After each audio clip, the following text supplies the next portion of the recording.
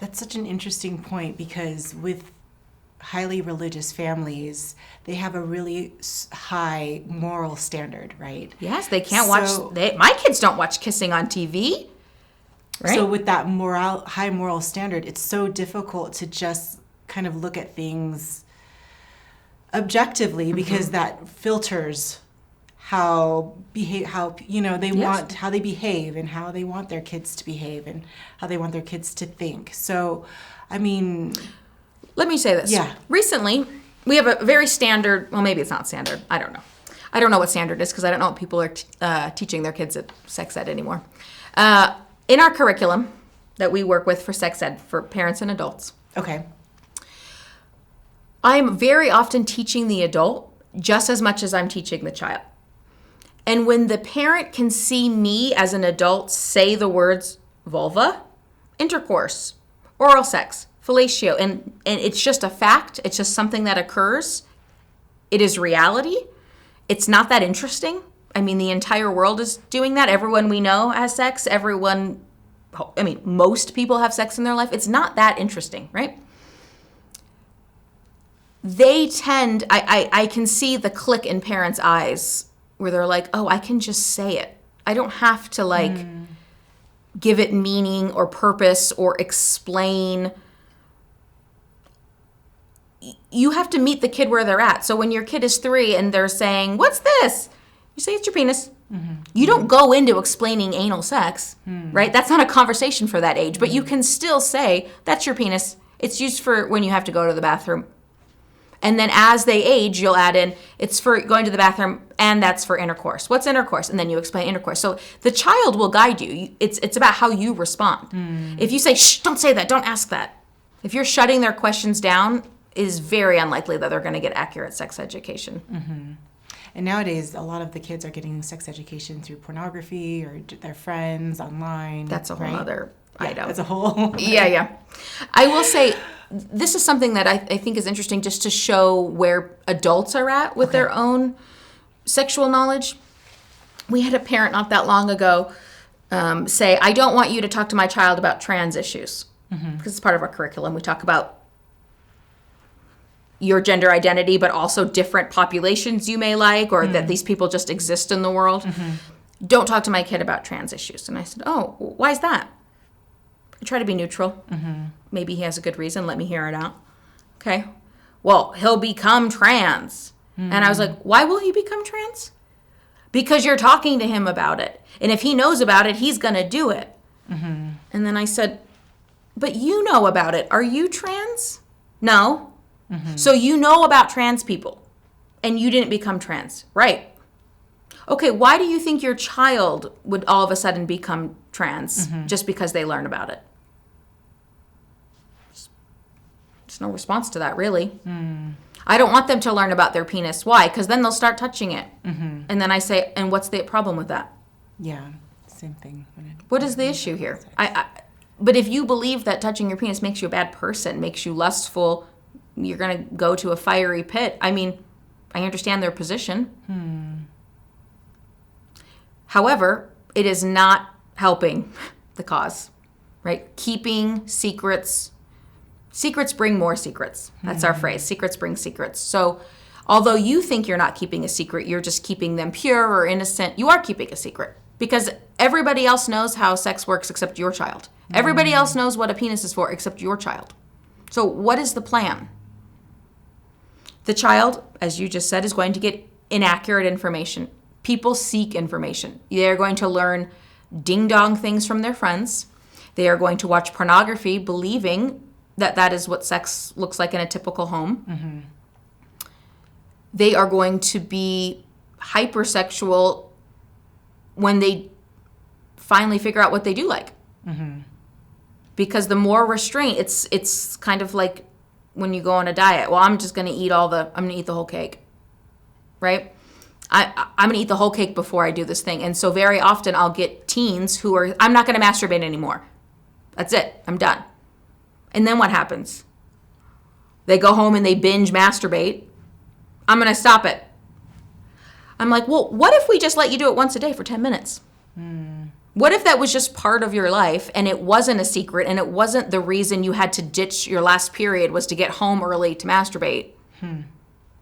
What if you could pay attention in class to the material because you're not hyper-focused on how quick you can get home to masturbate, right? I mean, it's this binge and then restriction, binge and restriction, instead of just making it part of our life, just acknowledging humans have sex, it's part of procreation. That's how we're all here. This idea that sex is bad or sinful, that we need silly names for our body parts. It does not help someone have accurate education. Keeps people in a position to be abused, actually, right? Because if you don't know how your body functions, you're much more easily manipulated. Well, I can't get pregnant, I'm on my period. So many women say that to me, and I'm just like, that's not how it works. Or I can't get an STD because we had anal sex. I'm like, So the less you tell them, the more they're getting from another source. Yeah. Those sources are very rarely accurate. Okay, so books are a great way to start. Yeah. Kids are used to reading books, right? We read to kids. They go to the library. They're used to that medium. So we're not introducing something foreign to them. They're comfortable with books. Okay. Books now, I think, are doing a much better job than when we were younger of representation. So even this book, just the cover is different cultures, different races, different ages. This kid back here is in a wheelchair, right? Whatever. Representation does matter. I truly believe that. Yes, no, a first conversation about consent. This is not a groundbreaking book, but it is just a conversation starter. This is my body. It belongs to me. What are things that we do with our body? Who's the boss of your body, right? This one, my grown-ups make some choices for me because it's their job to keep me safe and healthy. But what are some choices you can make about your own body? So as parents, obviously, we need you to brush your teeth and take a shower and all of those things, right? But do you get to decide what parts of the body you wash versus the parts of body I wash? Do you get to decide if you want to get into the shower and then close the curtain and then I come in? Like, giving people choices about their own bodies. This doesn't mean if a kid says, I'm not taking a shower, we go, okay, right? We're still the parent. But giving them autonomy to make some choices helps them realize they know their body. You know when you're full. I don't know when you're full. I don't know if I scooped too much food on your plate or not. I have no way to know that. You need to tell me when you're full. Same thing. You need to tell me if you're uncomfortable with giving hugs or, whatever the scenario is. So a book is a great way for littles. There's these type of books that are, this one's called Consent for Kids, Boundaries, Respect, and Being in Charge of You.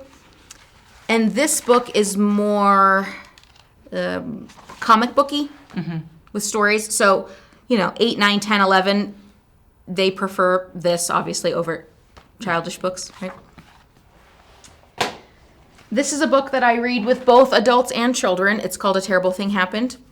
You learn about Sherman, the raccoon, who something terrible happens to him and he doesn't know who to tell. So the book tells the parent as they're reading to the child who are some safe people. There's a school social worker, there's doctors. It lists people that are mandated reporters.